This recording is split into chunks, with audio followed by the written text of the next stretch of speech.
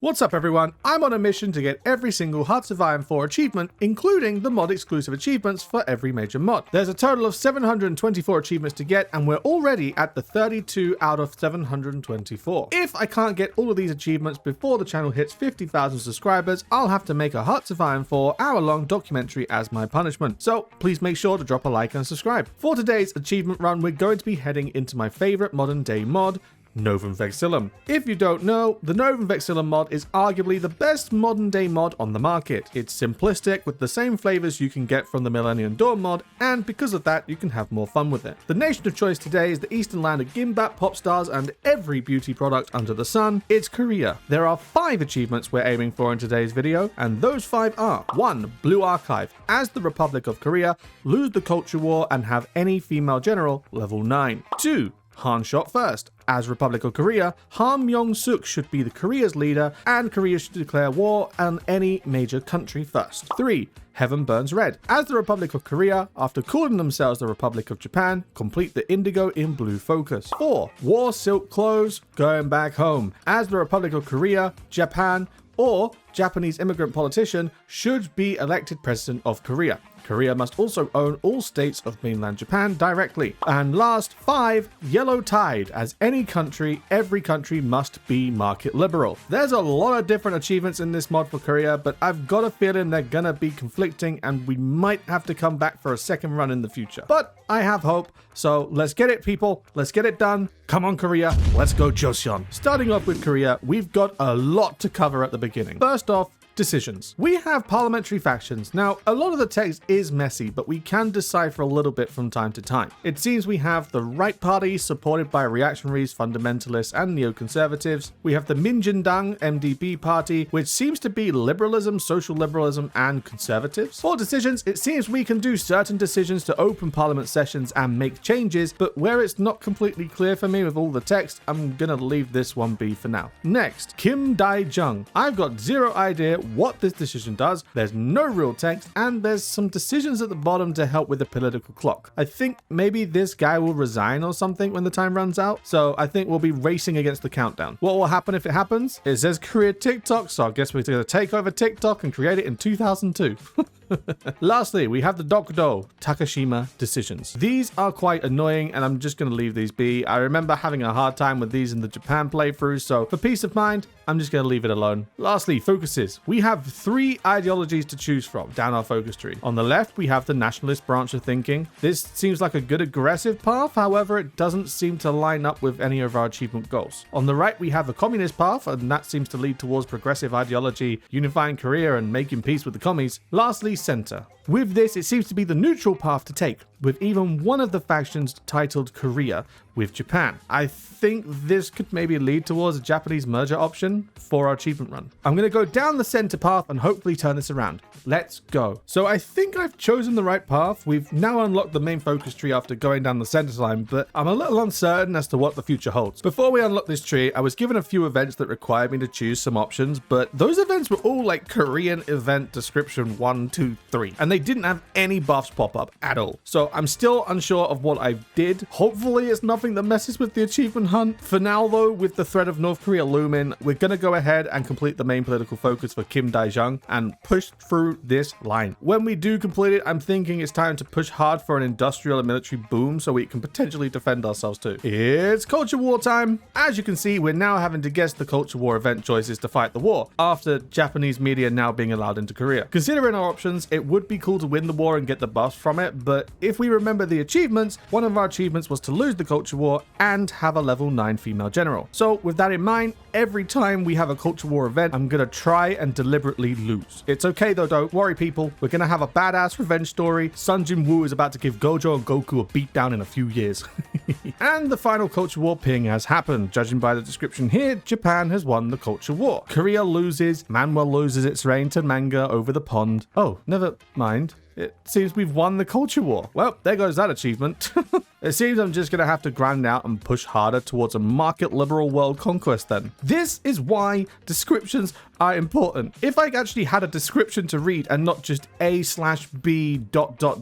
jumble, I could have had more control. Right, on to the next achievement focus then. Let's see where the focuses lead us. Fast forward into the year 2002 and Japan has collapsed. After losing the culture war and manhwa reigning supreme over in the anime culture, Japan broke into two, commies versus democratic. As you can see, the commies are about to win. We are now completely surrounded and alone in Asia. We've got Korea to the north, China to the west, and Japan to the east. We're in for a long one.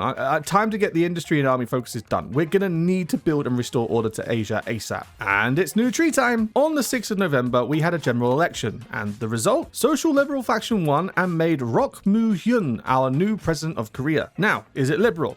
Yes. Is it market liberal? No.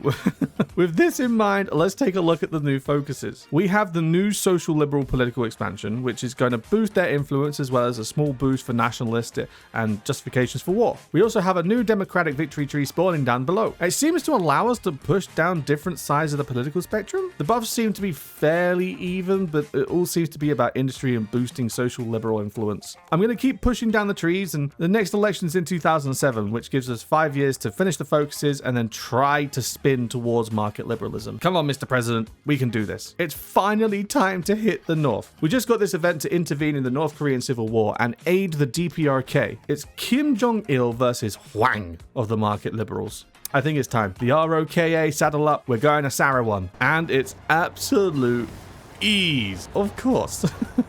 It's election time, baby. December 2007 is the month of the Korean elections, and it looks like the market liberals are going to win. Thanks to working double time on the pop-up events to choose the right decision, but it's also at the perfect time. We need to get the army charged up and ready because Asia is hot. Really hot. Taiwan is completely recognized on the world stage, and China and Japan are doing it again, but it's not going to Japan's favor, as you can see. Japan poked the dragon and the dragon woke up. Wukong made Goku his pet. Now I need to get strong enough to fight back against everyone and bring order to Asia once and for all. I've got my work cut out for me on this one. Actually, never mind. This is good for me now. So as you can see, straight up from the map, America is in Japan. But to defend Al Gore on this one, it wasn't his fault. Japan just randomly declared war on America and are getting bodied again. Bro, Japan are masochists. They became commie, had a civil war, declared on China, got wrecked and became reactionary, then declared war on America and is now being bodied again. Literally, just why? Sit still for 5 minutes. By becoming market liberal, we've unlocked the right side of democracy focuses and I love them. We're now very aggressive. We've got focuses that focus on consumer factories, war goal reduction times, and military factory buffs. This is some really good stuff. Hopefully it gets us ready to pounce. Maybe, I don't know, Japan's the next target for us? After America is done with them, of course. And it's go time. Korea has launched the invasion of Japan. After the peace deal, Japan became a fractured mess, but it seems we can only access some of Japan. So I declared war, but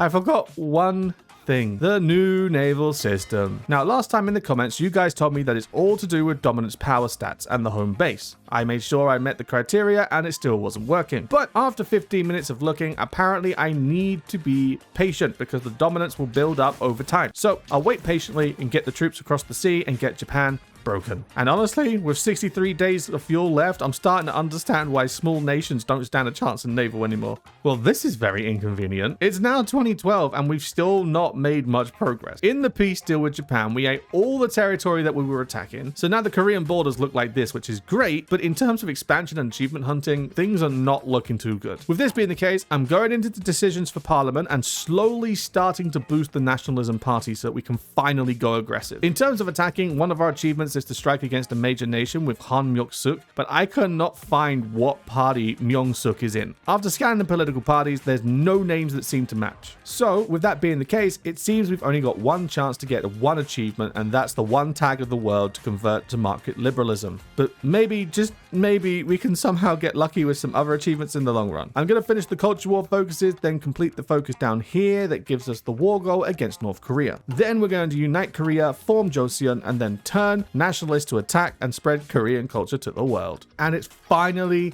time. 2018, the North Korean focus has been completed, and at the same time, a civil war triggers. It might be lucky, it might be unlucky, I'm not quite sure. But let's take advantage of this and declare the war, and it's looking very positive. Let's eat these guys, take everything in the peace deal, and then expand after turning nationalist. Now that Korea has been unified, we've unlocked the last part of our focus tree, the Korea Unification focuses. We're going to head down and complete these as fast as possible. They're very good for bringing down the aggression and making the North Koreans comply. Plus, we can also add infrastructure and factories. Like I said before, I'll blitz through these, convert to nationalism, and then we'll be focusing on Korea in the world. Conquest is finally here. The nationalist takeover has happened, and we are now the state of Korea, a nation of unified strength and power ready to strike the world. And our first target, Japan. Let's get a justification ready and get the ball moving. I'm so ready for this. It's peace deal time, but not the one you were expecting. We ate Japan and took all of the islands for ourselves. Next, we headed south into a war with Taiwan. As you can see,